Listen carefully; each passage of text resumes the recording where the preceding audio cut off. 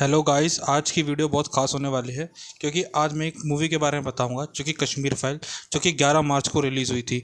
और इस पिक्चर ने पूरे देश में एक लहर सी मचा रखी है। ये मूवी कश्मीर के ऊपर बेस है, जो कि कश्मीर में 1990 में जो जेनोसाइड किया गया था कश्मीरियों ने कश्मीरी पंडित के ऊपर, उसके बारे में ये मूवी हमें बताती है। इस मूवी में कुछ अहम किरदार हैं जिनका नाम है अनुपम खेर, जो कि पुष्कर नाथ पंडित का रोल कर रहे हैं, और पुनीत ईशान जो कि डीएसपी का रोल कर रहे हैं, डीजीपी का रोल, प्रकाश बलवादी जो महेश कुमार का रोल कर रहे हैं। उसके बाद अतुल जी जो कि मीडिया का रोल कर रहे हैं। बादशाह सुंभाली जी जो कि श्रद्धा पंडित का रोल कर रहे हैं, जो कि अनुपम खेर की बेटी बनी है इस मूवी में। उसके बाद पल्लवी जोशी जो कि राधिका मेनन बनी है, और हमारे अमन इकबाल जो कि करण पंडित का रोल कर रहे हैं। ईशान दर्शन कुमार जो कि कृष्णा पंडित का रोल कर रहे हैं। फिर हमारे आते हैं चिन्मय मंदलेकर जो कि फारूक मलिक बित्ता का रोल कर रहे हैं। ये जो रोल है 2 कैरेक्टर से लिया गया है। फाइल्स को समझने से पहले एक बार आप कश्मीर के मैप पे नज़र मार लीजिए, जैसे कि एलओसी कहाँ है, इंडिया का पार्ट कौन सा है, पीओके कौन सा है, ये सब पे आप एक बार नज़र डाल लीजिए। ये फिर हम मूवी की शुरुआत करते हैं, जिसका नाम है कश्मीर फाइल्स। शुरुआत में हमें दिखाया जाता है कुछ बच्चे आपस में क्रिकेट खेल रहे होते हैं और रेडियो पे भारत पाकिस्तान का मैच के बारे में भी जान रहे होते हैं। इतने में ही एक बच्चा चिल्लाता है सचिन सचिन सचिन, जो कि हिंदू कम्युनिटी का होता है, और उसका दोस्त का नाम होता है अब्दुल।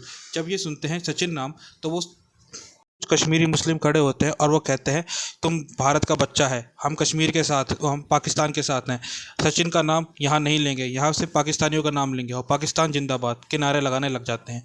जैसे ही वो लड़का फिर भी सचिन बोलता है, तो वो आदमी उन बच्चे को मारने लग जाता है बड़ी बेरहमी के साथ।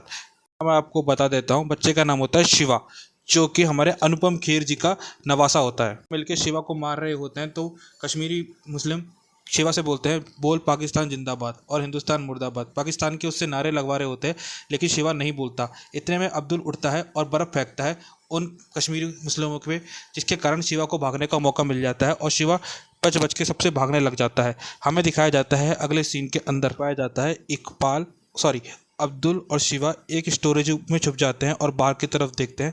बाहर 2 पुलिस वाले खड़े होते हैं।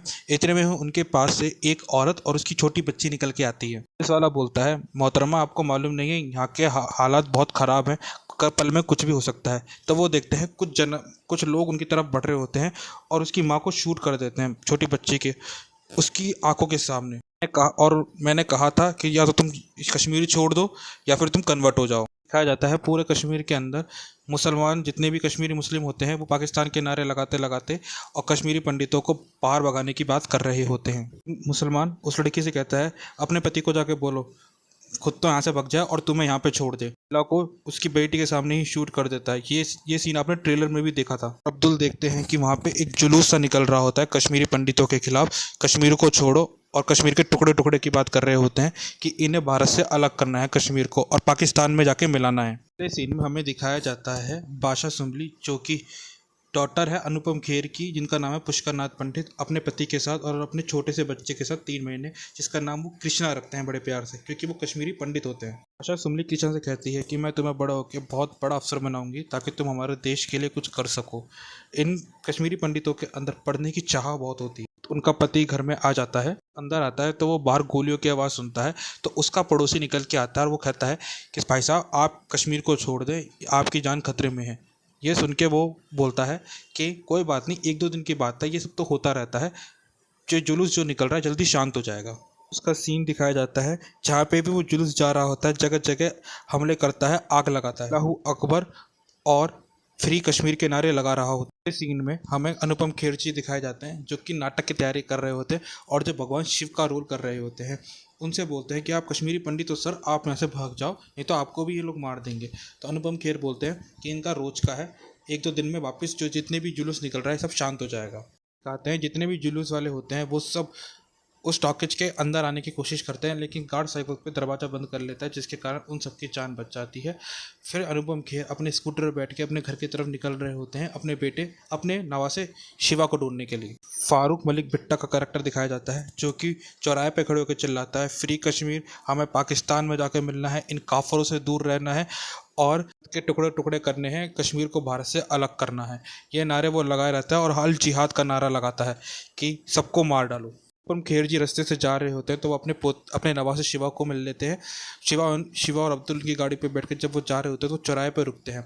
चौराहे पे रुकने के बाद एक पुलिस वाला उनको इशारा करता है कि आप मेरे पीछे आइए, तो कुछ जिहादी मिलके उन पुलिस वालों को भी मार देते हैं। ये देख के अनुपम खेर जी बहुत डर जाते हैं और भगते भगते अपनी बेटी के घर पे जाते हैं। जो भी टेररिस्ट और जिहादी होते हैं सब उनके पीछे पड़ जाते हैं उनको मारने के लिए, क्योंकि वो एक पंडित होते हैं। बाद हमें दिखाया जाता है कि कुछ टेररिस्ट उनके बेटी के घर में घुस जाते हैं और उसके बेटी के पति को ढूंढ रहे होते हैं उसको मारने के लिए, क्योंकि वो आरएसएस का मेंबर होता है। के खिलाफ फतवा जारी हो चुका होता है उसको मारने के लिए। यह देख के उसकी बीवी उसको क्याम से बड़े ड्रम में छुपाने की कोशिश करती है और वो बेचारा वहाँ पे जाकर छुप भी जाता है। ये देख के टेररिस्ट को समझ नहीं आता कि वो खा चुका है। वो जब वो जा रहे होते हैं तो उनका खास पड़ोसी जो उनसे बातचीत करता है वही बता देता है कि वो गेहूँ उसमें चावल के गोदाम में छुपा हुआ है। जैसे ही ये बात टेररिस्ट को पता चलती है वो दौड़ते दौड़ते ऊपर की तरफ आते हैं, उसकी बीवी को बंधक बना लेते हैं और जो छोटे बच्चे होते हैं कृष्णा और शिवा उनके ऊपर बंदूक तान देते हैं। टेररिस्ट होता है जिसका नाम होता है फारूक मलिक बिट्टा, वो ड्रम पे अंधाधुंध गोली चला देता है जिसके कारण उस आदमी की मौत वहीं की वहीं हो जाती है और जितना भी चावल होता है सब खून से सन जाता है। खेर जी की बेटी रोती रहती चिल्लाती रहती कि मेरे पति को मत मारो, हम ये कश्मीर को छोड़ के चले जाएंगे अपने भारत की तरफ। फारूक मलिक भुट्टा एक नहीं सुनता और उस बेचारे को मार देता है बड़ी बेरहमी के साथ। दिखाया जाता है कि इतने में ही अनुपम खेर जी आ जाते हैं और वो ये नज़ारा देख के काफ़ी शॉक हो जाते हैं, लेकिन आतंकवादी उनको पकड़ के बंदी बना लेते हैं। छोटा शिवा ये सब देखता है और अपने बाप की मौत का देख के काफ़ी भावुक हो जाता है और जितना भी उनका परिवार होता है सब बिलक बिलक के रोने लग जाते हैं और उनको छोड़ देने की विनती भी करते हैं, लेकिन जो बिट्टा कराटे है वो नहीं मानता इस बात को। खेर कहता है कि तुम तो मेरे स्टूडेंट हो बिट्टा, तुम ऐसा क्यों कर रहे हो, हमें छोड़ दो। तो बिट्टा कहता है मुझे इससे कोई फ़र्क नहीं पड़ता, मैं JKRF का जो कि आतंकवादी संगठन है इसका चीफ हूँ, मुझे कोई फ़र्क नहीं पड़ता तुम मेरे टीचर हो वगैरह क्या हो। कराटे की हद यहाँ नहीं रुकती बल्कि वो खून से सना हुआ गेहूँ उसकी ही बीवी को जो कि बिट्टा उसकी बीवी को खाने को देता है कि तुम इस खून के लगे गेहूं को खाओ। वो चावल खाने से मना करती है तो वो उसके बच्चों पे गन तान देता है, कहता अगर तुमने चावल नहीं खाए तो मैं तुम्हारे दोनों बच्चों को मार दूंगा। मजबूरी में उसे वो चावल अपने पति के चावल खून से रंगे हुए खाने ही पड़ते हैं। बता नहीं सकता ये सीन सच में बड़ा इंटेंस है और एक बार मेरे खुद के आंसू आ गए, तभी मैं आप लोगों से कह रहा हूँ प्लीज़ इस मूवी को जाके एक बार जरूर थिएटर में देखें। सीन प्रेजेंट में दिखाया जाता है जहाँ पे हमें चक्रवर्ती जी दिखाए जाते हैं जो कि उस समय कश्मीर 1990 में कश्मीर के गवर्नर थे। मिथिन चक्रवर्ती जी आज भी 1990 में हुए कांडों को सोच के उनकी रूह कांप जाती है। वो आज भी जो लोग कश्मीर में बुनियाद के मारे गए, जिनका जेनोसाइड किया, उनकी तस्वीरें अपनी एल्बम में लगाते हैं ताकि शायद उनको कभी इंसाफ की जब मिले। फाइल के अंदर में दिखाया जाता है कि 6 साल के 4 साल के बड़े बूढ़े जवान सबको बड़ी बेरहमी के साथ आतंकवादी मिलके उनका जेनोसाइड कर देते हैं। करीब 1.5 लाख से 2 लाख लोगों को नरसंहार कर दिया गया जेनोसाइड के थ्रू। दिखाते हैं कि 4 एयरफोर्स के जो ऑफिसर होते हैं उनको दिन दहाड़े शूट कर दिया गया जम्मू कश्मीर के मेन सर्कल पे। ये सब जब वो वापस से पढ़ते हैं तो वो भावुक हो जाते हैं और एक नया चैप्टर ऐड कर देते हैं। कुछ समय पहले 6 साल का लड़का भी उन्हीं गोलाबारी के बीच मारा गया जो कि टेररिस्ट के बीच थे। फिर हमें दिखाया जाता है जो हमारे मिथुन चक्रवर्ती होते हैं और उनकी वाइफ होती है वो किसी कृष्णा का इंतज़ार कर रहे होते हैं। कृष्णा वही छोटा बच्चा जो कि अनुपम खेर का पोता नवासा होता है उसका इंतज़ार कर रहे होते हैं, लेकिन वो देखते हैं कि उनके 3 दोस्त वहाँ पे आ गए हैं जो कि एक मीडिया से होता है, एक DGP होता है और एक डॉक्टर होता है। कृष्णा की एंट्री होती है जो कि दिल्ली यूनिवर्सिटी में ANU में पढ़ाई कर रहा होता है। यहाँ पे ANU जो है वो JNU से लिया गया है, तो ध्यान रखिए इस चीज़ का। कृष्णा के पास एक अस्थि कुंड होता है जो कि अनुपम खेर जी का होता है और अनुपम जी की आखिरी इच्छा होती है कि उनकी अस्थियां जो है वहीं उनके घर जो कश्मीर में है वहाँ विसर्जित की जाए। मैं आपको एक बात और बता दूं, कृष्णा को नहीं पता होता कि उसके माता पिता जेनोसाइड के थ्रू मारे गए। उसको झूठ बोलते हैं कि तुम्हारे पिताजी और माताजी एक एक्सीडेंट के कारण मारे गए और वो जिस JNU में पढ़ रहा होता है उसकी वो बात सोचता है मन में कि JNU में तो कश्मीर के बारे में ऐसा नहीं बताया जाता। मिथुन चक्रवर्ती जी और उनके सारे दोस्त सोच के शौक हो जाते हैं कि इन्हें क्या बताया जाता है। फिर हमें दिखाया जाता है ANU का कैंपस जहाँ पे मेनन जो है वो देश के विरोध फ्री कश्मीर के नारे लगवा रही होती है स्टूडेंट के बीच और उन स्टूडेंट्स के बीच एक आग का काम कर रही होती है इंडियन आर्मी के प्रति और पॉलिटिक्स के प्रति। जो हमारी आज की गवर्नमेंट के खिलाफ एक चिंगारी पैदा कर रही होती है, देश तोड़ने की बात कर रही होती है, उनके बीच कृष्णा बैठता है और कृष्णा बोलता है कि मैं एक कश्मीरी पंडित हूँ, मुझे इसके बारे में ज़्यादा नहीं पता। कृष्णा बोलता है कि कश्मीर तो भारत का इंटीग्रल पार्ट है, तो आप ऐसा क्यों बोल रहे हो। लोगों को एक बात और बता देता हूँ, राधिका मेनन है जो रियल लाइफ से करेक्टर लिया गया है, जिनका नाम है निवेदिता मेनन, जो कि जेएनयू की प्रोफेसर हैं। वो देश के कट्टर विरोधी है, वो भारत के टुकड़े टुकड़े होते हुए देखना चाहती हैं और वो हमेशा कश्मीर को भारत का पार्ट ही नहीं मानती और ऊट पटांग बयान देती हैं जेएनयू के अंदर। सोच रहे होंगे कि ये जेएनयू में क्या है। जेएनयू में जितने भी टॉप यूनिवर्सिटी है इंडिया की, और यहाँ पे कश्मीर के बच्चे भी पढ़ने के लिए आते हैं, जिनके मन में ये निवेदिता मेनन जैसी औरतें कड़वाहट बढ़ देती है देश के प्रति, और इसी कारण ये बच्चे, पढ़े लिखे बच्चे, आखिर मिलिटेंट बन जाते हैं। कहानी पे वापिस आते हैं। एक लड़की खड़ी होकर चिल्लाती है फ्री कश्मीर। राधिका मेनन अफजल गुरु के बारे में बताती है और उसे देशभक्त घोषित कर देती है, जो कि एक नंबर का टेररिस्ट होता है जिसने पार्लियामेंट में अटैक किया होता है। ये रियल घटना है भाई। राधिका मेनन, जो कि निवेदिता मेनन से लिया गया है, ये इसको देशभक्त बताती है। कश्मीरों के बीच हमारा कृष्णा पंडित है, वो राधिका मेनन से जाके मिलता है और उनसे बोलता है मैम मैं आपकी बात से सहमत नहीं हूँ। तो राधिका मेनन उसे बोलती है छोटे छोटे बच्चे जो हैं वो तो मिलिटेंट नहीं है, वो क्यों करते हैं, मतलब इंडियन आर्मी उन पर जुर्म करती है। ये जो राधिका मेनन है ये उसे बोलती है। कहीं कृष्णा इन बातों में आ भी जाता है। हमें वापस से 1990 में लेके जाता है, जहाँ पे अनुपम खेर मिथुन चक्रवर्ती से मिलने आते हैं और प्रोटेक्शन मांगते हैं अपने बेटे के लिए। में ये घटना उनके बेटे की हत्या से पहले का है। चक्रवर्ती बोलते हैं ये सब तो चलता रहता है, मैं तुम्हारे बेटे को प्रोटेक्शन दे दूंगा, तुम टेंशन ना लो, क्योंकि तुम तो एक आईएएस ऑफिसर। दिखाया जाता है अनुपम खेर सब्जी मंडी में होते हैं और वो कुछ सब्जी वाले से सब्जी ले रहे होते हैं, तो वो उन्हें 28 रुपये का भाव बताता है। तो अनुपम खेर अपनी जेब में से गांधी जी के 100 रुपये की नोट देते हैं उसको, तो वो जिन्ना का नोट निकाल के देता है जो शॉपकीपर होता है। ये देख के अनुपम खेर काफ़ी चिढ़ जाते हैं, बोलते हैं तुम भारत में रहते हो और अपने मुल्क पड़ोसी मुल्क जो कि आतंकवाद फैलाता है उसका साथ देते हो। जैसे ये बात हमारे मिथुन चक्रवर्ती को पता लगती है, वो उस आदमी को जेल भेज देता है और वो आदमी जाते हुए कहता है इस साल काफ़ी ज़्यादा तबाही मचेंगे, तुम देख लेना। मिथुन चक्रवर्ती अपनी गाड़ी में बैठ के, सरकारी गाड़ी में बैठ के जा रहे होते हैं, तो वो देखते हैं कुछ महिला आपस में लड़ रही होती हैं गेहूं के लिए, क्योंकि वो गेहूं सड़क पे फैला रही होती हैं। क्योंकि एक हिंदू महिला होती हैं और मुसलमान महिला उनका गेहूं फेंक रही होती है और उन्हें काफिर कह के बुलाती है, यानी कि तुम इस देश के नहीं हो। एक हिंदू लेडी निकल के आती है, वो अपनी व्याख्या बताती है कि हम काफ़ी दिनों से भूखे, हमारे घर में छोटे छोटे बच्चे हैं, उनके पास गेहूं नहीं पहुंच पा रहा है। ये जो मुस्लिम महिलाएं हैं ये उठा उठा के हमारा गेहूं फेंक देती हैं और लाइन में हमेशा आगे खड़ी होकर सारा गेहूं ले जाती है और हमें खाने को कुछ नहीं मिलता। दिखाया जाता है एक छोटा सा बच्चा अपने हाथ में अखबार लेके फ्री कश्मीर का नारा लगा रहा होता है और कहता है ये तो पाकिस्तान में जाके मिलेगा। सोच सकते हो कि एक 8 साल का लड़का जिसे दुनियादारी की कोई भी समझ नहीं होती, वो ये सब काम कर रहा है। छोटे छोटे बच्चों के दिमाग में कितना जहर घोला जा रहा है देश के प्रति।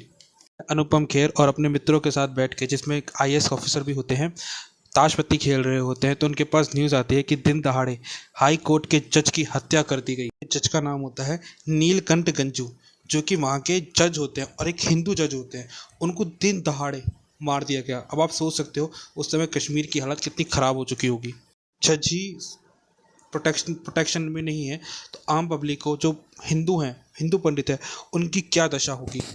फिर हमें दिखाया जाता है गवर्नर की बेटी अपने घर से बाहर आती है और घर के बाहर 4 एयरफोर्स के ऑफिसर खड़े होते हैं, वो उन बच्चों से बात कर रहे होते हैं। इतने में वहीं पे ही जो मेन टेररिस्ट होता है बिट्टा कराटे मलिक, वो वहाँ पे आता है और उन 4 आईएएस ऑफिसर को उन छोटी बच्चों के आंखों के सामने मार देता है। वहाँ पे 2 पुलिस वाले खड़े होकर देख रहे होते हैं, सिर्फ तमाशा, वो कुछ नहीं करते। बिट्टा कराटे उठता है, इंडिया का फ्लैग उठा के ज़मीन पे फेंकता है और अपना पाकिस्तान वाला जो फ्री कश्मीर का फ्लैग है वो वहाँ पे टेक जाता है। अब आप सोच सकते हैं इनकी हिम्मत इतनी बढ़ गई है, और ये सब JKL पार्टी के होते हैं, जो कि एक टेररिस्ट पार्टी है। जाते बिट्टा कराटे मलिक 3 वर्ड कह के जाता है उर्दू वर्ड में, वो ऐसे हैं कि रलीफ, खलीफ या चलीफ। इसका मतलब ये है कन्वर्ट, भाग जाओ या फिर मर जाओ। हमें दिखाया जाता है मीडिया का, जहाँ पे महबूबा मुफ्ती जो होती हैं वो टीवी पे भाषण दे रही होती है। कश्मीर को फ्री करो नहीं तो हम कश्मीर में कत्लेआम मचा देंगे, अल्लाह अकबर के नारे लगाती है। गवर्नर ये खड़ा होकर सुन रहा होता है, उसे बहुत दुख होता है, तो वो सीधे ही जाता है फ़ारूक अब्दुल्ला के पास और उन्हें सारी स्टेट की जानकारी देता है। उस समय फ़ारूक अब्दुल्ला वहाँ के सीएम होते हैं जम्मू एंड कश्मीर के। जब ये सारी बातें सुनते हैं तो वो कहता है इंडिया से तो हमें क्या लेना देना, इंडिया का पार्ट हम थोड़ी ना है, हम तो फ्री हैं, यहाँ का अलग से कॉन्स्टिट्यूशन है, हम इंडिया को नहीं मानते। और हमें दिखाते हैं बिट्टा कराटे फ़ारूक अब्दुल्ला के साथ वहीं पर बैठा होता है। ये देख के एक बार तो गवर्नर का मतलब मामा से खून खोल जाता है, लेकिन वो सिर्फ एक गवर्नर होता है, वो कुछ कर नहीं सकता क्योंकि फ़ारूक अब्दुल्ला उस समय चीफ मिनिस्टर सीएम होता है उस जगह का। फ़ारूक अब्दुल्ला भी एक रियल कैरेक्टर है। मैं आपसे कह रहा हूँ इस कहानी में जितने भी आपके कैरेक्टर हैं ना, मैं उन सबको लास्ट में ब्रीफ में एक्सप्लेन करूँगा अभी वो कहाँ हैं और क्या कर रहे हैं। और इसकी जो कहानी जो इस मूवी में नहीं दिखाई गई है, मैं आपको वो कहानी भी बताऊँगा एक्चुअल डेट के साथ। और वापस से सीन प्रेजेंट का आता है जहाँ पे कृष्णा जो होता है वो JANU में इलेक्शन के लिए खड़ा होता है, प्रेसिडेंटशिप के लिए। मेरन दत्ता उसका साथ दे रही होती है क्योंकि वो एक कश्मीरी पंडित होता है और साथ में वो मुसलमान जो कि कश्मीरी मुसलमान हैं जो टेररिस्ट हैं, टेरिटरी में जो टेररिस्ट दिखाए गए हैं और जो हैं कुछ मुसलमान जो कश्मीर के, उनका सपोर्टिव है। कि उसको रियल सच्चाई के बारे में नहीं पता होता, उसने सिर्फ निवेदिता मेनन के बारे में ही सुना होता है और वो उसे बता रही होती है। और पल्लवी मेनन उसे बताती है कि अगर तुम्हें काबिल बनना है तो तुम्हें डेमोक्रेटिक में आना, पॉलिटिक्स में आना पड़ेगा, क्योंकि पॉलिटिक्स ही है जो तुम्हें पावर देती है इस देश को चेंज करने की, जम्मू कश्मीर के लोगों को बचाने की। जम्मू कश्मीर कभी इंटीग्रल पार्ट है ही नहीं इंडिया का। जब देश आज़ाद हुआ था वो टेम्परेरी बेसिस पे हुआ था। इंडियन आर्मी ये करती है, इंडियन आर्मी वो करती है, मतलब चाहे जैसा कृष्णा को बोलते हैं, कृष्णा बुद्धू होता है जो उसकी बातों में मन चाहे बातों में आ रहा होता है। का घर दिखाया जाता है जहाँ पे अनुपम खेर जी उसे बोल रहे होते हैं, मुझे पता चला तुम्हारी फ़ोटो आई है प्रेसिडेंट अखबार में कि तुम देश की विरोधी बात कर रहे हो, तुम्हारे ऊपर केस लग चुका है। ये सुन के जितना अनुपम खेर काफ़ी गुस्सा तो हो रहे होते हैं और उसे बोलते हैं कि तुम कि क्या कर रहे हो, तुम यहाँ पढ़ने आए थे, मैंने तुम्हारी इतनी मेहनत करी, तुमको पढ़ाया लिखाया। तो वो कृष्णा कहता है उससे कि कश्मीर तो भारत का पार्ट है ही नहीं, ये है वो है, भारत के बारे में अनाप शनाप बोलता है। तो अनुपम खेर कहता है तुम भारत के बारे में ऐसा क्यों बोल रहे हो, तुम्हें पता ही क्या है कश्मीर के बारे में, कश्मीर है वो पे कश्यप जी ने जन्म लिया, वहाँ की संस्कृति है, तुम्हें कुछ नहीं पता कश्मीर के बारे में। लेकिन कृष्णा उनसे जिद बहस कर रहा होता है। तीन उधर आता है जहाँ पे अस्थियाँ लेके कश्मीर कश्मीर जा रहा होता है हमारा कृष्णा। तो उनके अनुपम खेर के 4 दोस्त उनसे ड्रिंक ऑफर करते हैं, पूछते हैं क्या तुम ड्रिंक पीना पसंद करोगे, तो कृष्णा मना कर देता है, वो कहता है मैं ड्रिंक नहीं करता। इतने में ही की बेटी का कॉल आ जाता है और वो कृष्णा से बात करने लगती है और कृष्णा पूछता है कि और तुम कैसी हो, और अपने पेरेंट्स के बारे में बताता है कि मेरे पेरेंट एक्सीडेंट में मारे गए। जबकि मिथुन चक्रवर्ती की बेटी को सब पता होता है कश्मीर में क्या होता है, लेकिन इसको नहीं पता होता। यह बात सुन के वो शॉक हो जाता है और अपने माँ बाप की तस्वीर को देखने की इच्छा जाया करता है। चक्रवर्ती और उसके दोस्त वापस से कश्मीर के बारे में बात करते हैं और बोलते हैं जेनोसाइड हुआ था। तो कृष्णा बोलता है जेनोसाइड नहीं, एक्सोडस हुआ था। तो इतने में अनुपम खेर बोलते तुम्हें क्या पता कितने लोग मारे गए थे, 5 लाख कश्मीरी पंडित थे जो उस हत्या में मारे गए। तो कृष्णा बोलता है नहीं, ऑन द पेपर सिर्फ 219 हैं। मिथुन चक्रवर्ती कृष्णा को उसके माँ बाप के बारे में बताता है कि तुम्हारे माँ बाप कैसे मरे और किन ने तुम्हारे माँ बाप की हत्या करी। ये सुन के कृष्णा काफ़ी दुखी हो जाता है और एक डायलेमा में चले जाता है कि सच कौन बोल रहा है, मेरी टीचर या फिर ये लोग। मैं अगला सीन 1990 का वापस दिखाया जाता है जहाँ पे मस्जिद में चिल्ला रहे होते हैं, छोटे छोटे बच्चे बैठे होते हैं उनके सामने, कन्वर्ट डाई या फिर भाग जाओ, यहाँ रहोगे या तो मुसलमान बन जाओ या मर जाओ या फिर तुम भाग जाओ। ये सब उस सीन में दिखा रहे होते हैं। वापस से सीन एक बार उसी मोर्चे पे तरफ मुड़ता है जहाँ पे कृष्णा के माँ बाप की हत्या की गई थी, सॉरी पिताजी की हत्या की गई थी जब वो ड्रम के अंदर बंद थे। और उसमें दिखाया जाता है कि कैसे उसकी माँ गेम खा रही थी और उसके बच्चों के बारे में बता रही होती है। ये सब मिथुन चक्रवर्ती है, वो कृष्णा को बता रहा होता है उसके पेरेंट्स के बारे में कि उसके पेरेंट्स ने क्या क्या दुख भोगे। चक्रवर्ती बोलते हैं कि तुम्हारे पापा अंतिम समय में जिंदा थे, तो उन्हें डॉक्टर को कॉल करते हैं जो इनका दोस्त होता है कि मेरे बेटे को ऐसे ऐसे हुआ है। तो डॉक्टर बोलता है कि उसके शरीर पे कपड़े बांधो। तो हमारे अनुपम खेर जी बोलते हैं कितना कपड़ा बांधो, इतने तो मेरे पास कपड़े भी नहीं है जितने की इसको गोली मारी गई है कि अस्पताल के अंदर टेररिस्ट आ जाते हैं क्योंकि एक आर्मी ऑफिसर ने उसके भाई को गोली मारी होती है, तो उसे खून की ज़रूरत होती है। तो हमें दिखाते हैं कि जब उसको खून नहीं मिल रहा होता तो वो एक नर्स को शूट कर देता है, उसके पीछे एक आदमी बैठता है, उसके ऊपर उस औरत का भेजा आ जाता है, भेजा आके लगता है। ये सीन इतना डिस्टर्बिंग है और रियल में हुआ है, उस आदमी ने इंटरव्यू में भी बोला है। बहुत ही डिस्टर्बिंग सीन्स था ये। भाई का ब्लड ग्रुप होता है ओ नेगेटिव, तो वो ओ नेगेटिव की मांग करता है। तो एक आदमी सबको बचाने के लिए कह देता है कि मेरा ओ नेगेटिव है, तो उसके भाई को ब्लड जब दे रहा होता है तो इतने में ही क्या होता है, वो जो लड़का होता है आतंकवादी, वो नोजल को तेज कर देता है, जिसके कारण उसकी बॉडी से खून काफ़ी तेज़ी से निकल रहा होता है और उसका सारा खून वो निकाल लेता है ताकि उसका भाई जी सके। जो बहुत ही ज़्यादा डिस्टर्बिंग होता है जब वो तड़प रहा होता है और वो कहता है कि जितने भी हिंदू हैं इन सबको हम मार देंगे, किसी भी काफिर का, काफिर मतलब हिंदू, उनका इलाज इस अस्पताल में नहीं होगा, अगर ऐसा होता है तो हम सबको मार देंगे जितने भी यहाँ पे तुम लोग हो। जो उस समय न्यूज़ वालों का असली चेहरा दिखाया जाता है, जो कि सिर्फ पैसों के लिए ऊट पटांग न्यूज़ भी चला रहे होते हैं और सच्चाई को तो वो दिखा ही नहीं रहे होते। ये सुन के गवर्नर काफ़ी ज़्यादा भावुक हो जाते हैं और वहीं पर रो पड़ते हैं। फिर हमें दिखाया जाता है अनुपम खेर जी अपने दामाद का अंतिम संस्कार कर रहे होते हैं वहीं रोड पे, और बड़ा दर्दनाक सीन था जब वो अंतिम संस्कार कर रहे होते हैं। इतने में वहाँ पे पुलिस वाला आता है, डीजीपी, और वो बोलता है तुमने अपने नौकरों से, जितने छोटे पुलिस वाले होते हैं, कि तुमने उनकी रखवाली नहीं करी। तो वो बोलते हैं कि सर हम किसका हुक्म माने, बिट्टा कराटे का या आपका। कहा जाता है कि बिट्टा कराटे का खौफ, और जितने भी कश्मीरी मुस्लिम होते हैं बिट्टा कराटे के कितने वफादार होते हैं। होता है अनुपम खेर जी अपनी बेटी और अपने नवासों को लेके एक आदमी के घर पे जा रहे होते हैं जो जिन्हें कई बार मुस्लिमों की मदद करी, तो शायद मुस्लिम उस पर अटैक नहीं करते। और जब वो उसके घर पे जाते हैं तो देखते हैं काफ़ी जितने भी कश्मीरी पंडित होते हैं वो उस जगह रह रहे होते हैं, और वो उन्हें बोलता है कि कश्मीर हमारा है, लेकिन क्या करें, संघर्ष ऐसा है कि हमें यहाँ से भागना ही पड़ेगा। और वो अपना जितना भी सामान वामान तो छोड़ो, वो कुछ तक नहीं लेके जाते, ऐसे कि ऐसे अपने घर को छोड़ के ट्रकों में भर के वहाँ से जा रहे होते हैं। जब वो रास्ते से जा रहे होते हैं तो वो देखते हैं कि पेड़ पे कश्मीरी पंडितों की लाश लटकी होती है, कुछ उनमें से कपड़े वस्त्रहीन होते हैं। बहुत ही बर्बरता का सीन दिखाया गया है इसमें। सच में यार आंखों से आंसू नहीं रुक रहे थे जब मैं ये मूवी देख रहा था। कहता है कि चारों मंडली जो अनुपम खेर के दोस्त, गवर्नर, डॉक्टर, मीडिया और डीजीपी आपस में बैठ के बात कर रहे होते हैं, कृष्णा को सच्चाई के बारे में बता रहे होते हैं। तो मीडिया वाला डीजीपी से कहता है तुम एक नंबर के कायर हो, तुमने कुछ नहीं किया। तो डीजीपी बोलता है मैंने जब कश्मीर हिंदू पर अटैक हो रहा था तब मैंने गोली खाई, मैंने बम का विस्फोट किया। तो वो बोलता है तुम्हारा मुंह, सरकार ने तुम्हें बंद रखने के लिए तुम्हें पद्म भूषण दिया है। तो मीडिया वाले से बोलता है तुम क्या करते हो, तुम खबर छुपाते हो, छोटी छोटी खबरें चलाते हो, सच तो तुम दिखाते ही नहीं हो।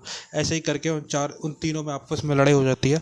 और जो गवर्नर साहब, जो हमारे मिथुन चक्रवर्ती होते हैं, वो कोने में बैठ के मायूस से बैठे होते हैं। वो समझ नहीं आ रहा होता कि वो कृष्णा को कैसे बताए, अपने दोस्तों को कैसे रोके, क्योंकि वो हिम्मत ही हार चुके होते हैं सब चीज़ों को लेके। प्यारा है इसमें अतुल जी कहते हैं जब यहूदियों पे जर्मनी ने अटैक किया था तब यहूदियों ने पूरे दुनिया को भूलने ही नहीं थे कि हमारे ऊपर कितने अत्याचार हुए हैं। ऐसे ही कश्मीरी पंडित अगर ऐसा करें तो कैसा रहेगा। और से अगर उनको हिटलर के बारे में नहीं पता, यहूदियों का इतिहास नहीं पता, तो मैं इस पर एक सेपरेट वीडियो बना दूंगा आने वाले कुछ समय में। अभी आप ये समझ लीजिए यहूदी भी ऐसे ही प्रताड़ित थे जैसे कि कश्मीरी पंडित। सीन वापस से 1990 के बाद का मुड़ता है जब जेनोसाइड हुआ था। तब अनुपम खेर जी अपनी आंखों का टेस्ट करवाने आते हैं। तो वो आंखों वाला डॉक्टर होता है, वो कहता है आपकी आंखें जा चुकी हैं, जाने वाली है, आप लेंस लगवा लो। तो वो बोलता है कि मुझे लेंस नहीं, मुझे लेंस सस्ता, जितना सस्ता हो लगा दीजिए ताकि मैं अपने पोते की पढ़ाई करवा सकूँ। ये सीन भी बड़ा अच्छा है। खुद के पास आंखों में पता है कि डायबिटीज़ है, ऑपरेशन ख़राब हो गया तो आंखें जा सकती हैं, लेकिन फिर भी अपने पोते की पढ़ाई के लिए, क्योंकि कश्मीरी पंडितों का मानना है सरस्वती जो माता होती हैं सबसे ऊपर वही है, वही आपको चेंज कर सकती है। ये सीन हमें बताता है कि कश्मीरी पंडित आज भी इतना भुगतने के बाद इतने समृद्ध क्यों हैं, क्योंकि उन्होंने अपना सारा फोकस एजुकेशन पे दिया, अपने बच्चों को इतनी बड़ी ट्रेजिडी के बाद भी पढ़ाया। पीजी कैंप की तरफ मुड़ता है जहाँ पे जो हमारी अनुपम खेर जी की बेटी होती है वो खाना बना रही होती है, तो चावल कम पड़ जाते हैं। तो अनुपम खेर जी काफ़ी दिनों से दिन का सिर्फ एक ही टाइम खाना खा रहे होते हैं। ये दर्शाता है कि उनके पास खाने तक को नहीं था। जो वहाँ की करंट सरकार थी वो उन लोगों को खाने तक को नहीं भी दे रही थी, ना कंबल था, टेंट भी ऐसा लग रहा था जैसे पता नहीं क्या है। पानी के लिए भी बहुत बड़ी समस्या थी। बाहर जाके अनुपम खेर जी एक बिस्कुट निकालते हैं और उसको सिर्फ चूसते हैं ताकि उन्हें खाने का स्वाद मिल सके। सोच रहे हो कितनी ज़्यादा उन पर भुखमरी छाई हुई होगी।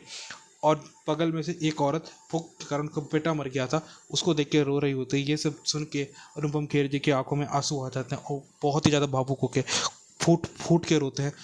और तब भी वो हार नहीं मानते और तब भी वो कहते हैं कि मैं अपने देश के लिए लड़ूंगा। और आर्टिकल 370 जो कश्मीर में लग रहा है, अगर आपने आर्टिकल 370 की वीडियो नहीं देखी तो मैंने वीडियो डाल रखी है, प्लीज़ उसे जाकर ज़रूर चेक कीजिए यार। देश का सवाल है यार, कुछ तो कम से कम देश का निहाल करें हम लोग। आता है। जो मिथुन जी होते हैं उस समय गवर्नर, वो काफ़ी चिट्ठियाँ लिखते हैं प्राइम मिनिस्टर को और होम मिनिस्टर को। बड़ी मुश्किल से 700 चिट्ठी लिखने के बाद होम मिनिस्टर जी को सुध आती है। उस समय के होम मिनिस्टर थे मुफ्ती मोहम्मद सैयद जी। वो वहाँ पे आते हैं और कहते हैं कि आप लोगों की प्रॉब्लम क्या है। तो वो अपनी प्रॉब्लम बताते हैं कि हमें एजुकेशन दे दीजिए, खाना दे दीजिए, कम से कम कंबल तो दे दीजिए, और हमें वापस से कश्मीर जाना है। हमारे घर जो हम छोड़ कर आए हैं, हमारी सभ्यता हम सब खतरे में आ गई है। तो मुफ्ती जो मोहम्मद होता है वो मना कर देता है कि अपनी और प्रॉब्लम बताओ। इतने में अनुपम खेर जी आते हैं और कहते हैं आर्टिकल 370 वहाँ से हटा दो और मुझे बोरोलिन चाहिए। लिटरली मतलब आप लेवल देख रहे हो। आर्टिकल इतना सब कुछ हो रहा है, खाना रोटी नहीं मांग रहे, लेकिन आर्टिकल 370 हट जाए क्योंकि उनको अपनी एजुकेशन पे भरोसा था। मैं आपको एक बात और बता देता हूँ, उस समय कश्मीरी पंडितों की मदद पार्टी ने नहीं की, जबकि सामने आए ठाकरे, बाबा ठाकरे ने कश्मीरी पंडितों के लिए महाराष्ट्र के अंदर कॉलेजेस में सीटें दिलवाई ताकि वहाँ के बच्चे पढ़ सकें, एजुकेशन ले सकें। सिर्फ बाबा ठाकरे ही थे जो आगे आए और उनकी मदद करी।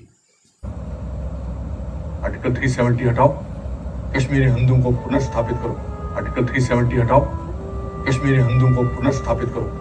वहाँ पे 5,000 लोगों के बीच में पानी का सिर्फ एक टैंकर आता है और वो लोग तब भी बड़ी सभ्यता के साथ पानी भर रहे होते हैं, कश्मीरी पंडित। आप ये देखो उनमें डिसिप्लिन कितना है। इतने में ही गवर्नर वहाँ पे आता है, उनको जॉब ऑफर करता है और फिर अपने पोते को नातवा से कहता है कि तुम स्कूल जाओ और पढ़ो, देश के लिए कुछ करो। फिर हमें दिखाया जाता है कि उसकी माँ उसको स्कूल लेके जा रही होती है, तभी एक मौलवी साहब आते हैं और उसकी माँ से कहते हैं कि तुम मुझसे शादी कर लो तो तुम्हारा काफिर का टैग हट जाएगा और तुम्हारी जान बच जाएगी। लेकिन उसकी माँ नहीं मानती और सीधे इसको स्कूल छोड़ते आती है। स्कूल में बताया जाता है कि अगर मिनिस्टर साहब आए तो उनको क्या बोलना है कि एक ही मांग है, कन्वर्ट, डाई या फिर भाग जाओ, रन अवे। दिखाया जाता है कि बिट्टा कराटे इतने लोगों को खून करने वाला आखिर में दिल्ली में बैठा हुआ है। Freedom fighter. आप पर एक इल्जाम है कि आपने ढेर सारे कश्मीरी पंडितों की जान ली है। जी, कितने लोगों को मारा होगा आपने? याद नहीं? 20, 25? अच्छा। तो एक कितना नीच प्रकृति का आदमी है जो खुलेआम बोल रहा है अपनी माँ को मार देते, हाँ मार देता, अपने भाई को मारते, हाँ मार देता। कोई शिक्र नहीं है इस बंदे के चेहरे पे। फिर हमें दिखाया जाता है कि जब वो छोटा शिवा स्कूल से जब ये पढ़ के आता है तो अपने दादाजी को बताता है, तो उसके दादाजी कहते हैं कि बेटा इसका मतलब ये नहीं होता, इसका मतलब होता है कि डर को हमें अपनी जीत बनाना है और हमें झुकना नहीं है, हमें लड़ना है, हमें शिक्षा पे ध्यान देना है। ये सब बातें बकवास हैं। सीन प्रेजेंट का आता है, दिखाते हैं कि अनुपम खेर जी अपनी आखिरी सांसें गिर रहे होते हैं और आखिरी सांसों में भी वो जम्मू कश्मीर का कहते हैं कि मुझे अपने घर जाना है वापस से। पल्लवी दत्ता के पास जाता है और उनसे बोलता है कि मेरे दादाजी का एक्सपायर हो गया। तो वो उसे अपने कमरे में लेकर जाती है और उसे बताती है कि तुम इन बातों से मत डरो, तुम्हारे दादाजी बहुत अच्छे थे और तुम्हें इस देश का कुछ करना है, कश्मीर को फ्री करवाना है। वापस से कृष्णा उसकी बातों पे आने लगता है और वो एक बार सोचता है कि मैं वो कश्मीर को जाकर देखूँ तो सही कि आखिर कश्मीर में ऐसा है क्या जिसके लिए सब मुझसे ये बोल रहे हैं। तब हमें दिखाया जाता है कि सब जितने भी कश्मीर होते हैं, अनुपम खेर जी के दोस्त, वो अनुपम खेर जी की अस्थियाँ लेके कश्मीर की तरफ निकल लेते हैं। या वहीं उनके बेटे की कब्र के सामने ही, बेटे का जहाँ मॉन्यूमेंट होता है वहीं पे उनकी अस्थियों को चढ़ा दिया जाता है। डल लेक का दिखाया जाता है, कृष्णा घूमने के लिए डल लेक में जाता है और वहाँ के एक कश्मीरी से इंटरव्यू लेता है और वो कश्मीरी और कोई नहीं उसके भाई शिवा का दोस्त होता है अब्दुल। वो बोलता है कि हमने तो कभी किसी का कत्ल नहीं किया। अपने बेटे की तरफ फ़ोटो दिखा के बोलता है कि ये छोटा सा बेटा है, आपको लगता है इसने कभी किसी को मारा? उसकी आंखों में देखिए कितनी मासूमियत है। कृष्णा उसकी बातों में एक बार फिर आने लगता है और जैसे ही उसको पता लगता है कि कृष्ण मेरे ही छोटे बड़े भाई का बेस्ट फ्रेंड है, तो वो एक बार सुन के शॉक हो जाता है। और अब्दुल जो होता है वो उससे पिट्टा कराटे के पास लेके जाता है जो कि कश्मीर के अंदर होता है। और वो कश्मीर के अंदर जब वो आता है तो वो देखता है कि उसकी फ़ोटो निवेदिता मेनन के साथ लगी हुई है। कराटे एक बार कृष्णा के अंदर वापिस से इंडिया के प्रति जहर घोलने की कोशिश कर रहा होता है, लेकिन कृष्णा उसकी बातों में आने लगता है। वो बोलता है हमने कुछ नहीं किया, यह जो इंडिया की आर्मी है यही हम लोगों को मारती, यही सबसे ज़्यादा अत्याचार करती है। मतलब सारा का सारा दोष इंडियन आर्मी पे डाल देते हैं। कृष्णा बड़ी मुश्किल से अपनी जान बचा के वापस आता है और एक बार मिथुन चक्रवर्ती जी से मिलता है और मिथुन चक्रवर्ती जी से बोलता है कि आप लोग गलत थे, कश्मीरी पंडितों का नरसंहार नहीं हुआ, आप झूठ बोल रहे हैं। और मिथुन चक्रवर्ती पे ही सवाल उठाता है तो मिथुन चक्रवर्ती उन्हें बताते हैं कि कभी कश्मीरी पंडितों ने कभी किसी को नहीं मारा, ये मुसलमानों पे ही क्यों, कश्मीर के मुसलमानों पे ही क्यों टारगेट किया जाता है, कभी तुमने इसके बारे में सोचता है? तो कृष्णा का दिमाग एक बार फिर चलता है और वो अपनी पढ़ाई में, स्टडी में कश्मीर के बारे में डिटेल पढ़ने लग जाता है और हमारा मिथुन चक्रवर्ती से वापस से वही डायरी दिखाता है। ये देखो कितने कश्मीरी पंडितों का नरसंहार किया गया, छोटी छोटी बच्चों के साथ रेप किया गया, उनको सड़क पे खड़ा करके उनको नंगा करके उनका धर्म चेंज किया गया है, आदमियों के जो टेस्टिकल होते हैं उनको काट दिया गया है और उनसे ज़बरदस्ती बीफ खिलाया गया और अल्लाह अकबर के नारे तक लगाया गया है। अब तुम बोलते हो कि कश्मीरी पंडितों का कुछ नहीं हुआ। यह सुन के कृष्णा एक बार शॉक हो जाता है और वापस से अपने डायलेमा में चले जाता है कि सही कौन है गलत कौन है। और वो कृष्णा जो होता है वो पढ़ना चालू कर देता है वापस से कश्मीर के बारे में। अगला सीन एक बार फिर से कृष्णा अपने दिल्ली ANU में आता है और वहाँ पे प्रेसिडेंट के लिए भाषण दे रहा होता है और इतने में नहीं तथा कश्मीर को फ्री करने के लिए वहाँ पे एक गाना गा रही होती है। कृष्णा आता है और अपनी स्पीच को चालू करता है और वो स्पीच में भारत विरोधी बात नहीं करके कश्मीर विरोधी जो कि होते हैं मुसलमान, वो कश्मीर के मुसलमान टेररिस्ट जो होते हैं उनके खिलाफ बोल रहा होता है। मेरे तो मैंने ये देख के काफ़ी शौक हो जाते हो, काफ़ी गुस्से में आग बबूला हो जाती है।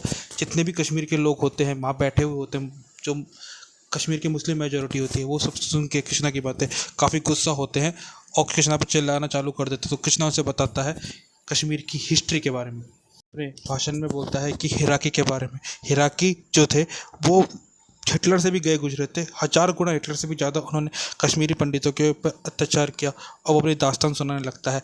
रंजीता मेनन ये सब सुनकर काफ़ी शौक हो जाती है और काफ़ी गुस्सा हो रही होती है कृष्णा के ऊपर। ये क्या लोग बोल रहा है कृष्णा, हमने इसको बुलाया था कि कश्मीर विरोधी बातें करे, भारत विरोधी बातें करे, लेकिन ये तो कश्मीर विरोधी बातें कर रहा है। ये सुन के रंजीता मेनन वहाँ से भाग रही होती है, लेकिन चाहे जितने ही बालक होते हैं सब कृष्णा के सपोर्ट में आ जाते हैं। को अपने दादाजी की बात याद आती है और वो कहता है मेरे दादाजी सही थे, ये सब गलत हैं। फिर वापस से सीन 1990 का दिखाया जाता है जहाँ पे टेररिस्ट भारतीय सेना के ड्रेस पहन के हर किसी रिफ्यूजी के घर जाते हैं उनको मारने के लिए और सबकी भीड़ बुला के अनुपम खेर जी की जो बेटी होती है उनके कपड़े फाड़ देते हैं सबके सामने और उनके बेटे को बुरे तरीके से मार रहे होते हैं ताकि अनुपम खेर जी हिंदुस्तान जाके अपने प्राइम मिनिस्टर को बता सके कि कश्मीर में ये सब हो रहा है और कश्मीर को फ्री करने की वो तैयारी कर दें। टेररिस्ट होते हैं वो अनुपम खेर जी के बेटे के कपड़े फाड़ने के बाद उसका कई बार रेप करते हैं और उसको आरी में जो 100 कटर होते हैं यहाँ पे लकड़ी करती है उसके बीच में से उसके शरीर के 2 टुकड़े कर देते हैं जिंदा। ये सीन भाई बहुत ही डरावने वाला होता है। और जो टेररिस्ट होते हैं वो एक प्रेग्नेंट औरत के सिर पे गोली मार देते हैं जिसके कारण उसका पेट में पल रहा बच्चा और वो खुद मर जाते हैं। करीब करीब जितने भी टेररिस्ट होते हैं वो 5000 हिंदू पंडितों को लाइन में खड़ा करके एक एक के सिर पे गोली मार देते हैं और उनको वहीं की वहीं छोड़ के दफनाते भी नहीं, खुले में छोड़ के वहाँ से चले जाते हैं। यार सच में ये सीन बहुत ही डरावना था। मैं आप सबसे ज़रूर बोलूँगा आप लोग एक बार इस मूवी को ज़रूर देखें और ये मूवी का एक्सप्लेनेशन यही ख़त्म होता है। जो इस मूवी में दिखाया गया ये सिर्फ 1% है, बल्कि इससे भी बुरा कश्मीरी पंडितों के साथ हुआ है। एक बात बोलता हूँ, कश्मीरी पंडितों के साथ इतना कुछ हुआ, चाहते थे वो खाना रोटी मकान मांग सकते थे, लेकिन तब भी उन्होंने अपने बच्चों के लिए एक अच्छी शिक्षा मांगी। कश्मीरी पंडित काफ़ी ज़्यादा समृद्ध थे, हमसे भी ज़्यादा समृद्ध थे। उनके पास क्या नहीं था, नॉलेज का पूरा भंडार था, गाड़ी थे, बंगला थे, लेकिन सब कुछ आखिर में ऐसे ही छोड़ छाड़ के उनको भगना पड़ा। आप सोच नहीं सकते कि उन पे क्या बीती। अगर आपको मेरी वीडियो पसंद आती है तो मेरी वीडियो को लाइक कीजिए, चैनल को सब्सक्राइब कीजिए और वीडियो को शेयर ज़रूर कीजिए। जो इनके रियल कल्प्रेट्स हैं उनकी वीडियो में अगली बार लेके आऊँगा अगली वीडियो में, क्योंकि ये वीडियो काफ़ी लंबी हो चुकी है। मैं उसके लिए एक सेपरेट वीडियो बनाने की सोच रहा हूँ, चाहता कि मैं वो वीडियो कल ले आऊँगा। Thank you and bye bye.